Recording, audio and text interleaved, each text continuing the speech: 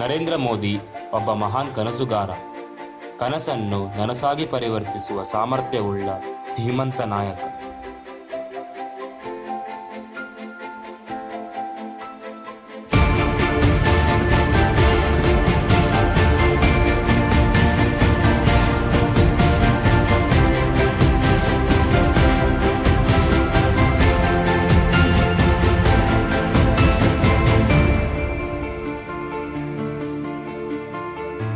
ನನ್ನ ಭಾರತ ದೇಶಕ್ಕೆ ಸ್ವಾತಂತ್ರ್ಯ ಸಿಕ್ಕಿ 20 ವರ್ಷಗಳಾದರೂ ನನ್ನ ದೇಶ ಇನ್ನೂ ಪರಿವರ್ತನೆಯಾಗಿಲ್ಲ.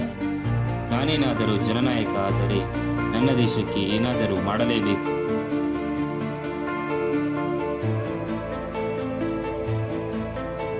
ಅರೆ ನರೇಂದ್ರ, ಏನ್ ಬರೀತಾ ಇದೀಯಾ? ನಾನು ಪೀಲೋ ಫೂಲ್ ನಾಟಕ ಬರಿತಾ ಇದ್ದೆ.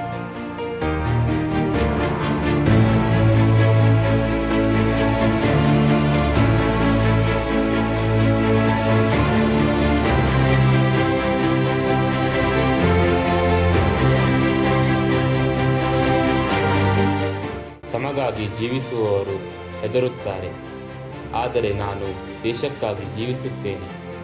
ಯಾರಿಗೂ ಹೆದರುವ ಮಾತೇ ಇಲ್ಲ.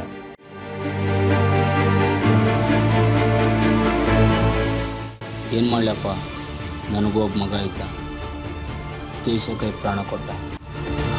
ನಾನು ಹುಟ್ಟಿದಾಗಿನಿಂದ ನೋಡ್ತಾನೇ ಇದ್ದೀನಿ. ನನ್ನ ದೇಶ ಬಡತನದಲ್ಲಿ ಮನೆ ಮಾಡಿದೆ. ಅದನ್ನು ನಾವು ನಿರ್ಮೂಲನೆ ಮಾಡಲೇಬೇಕು.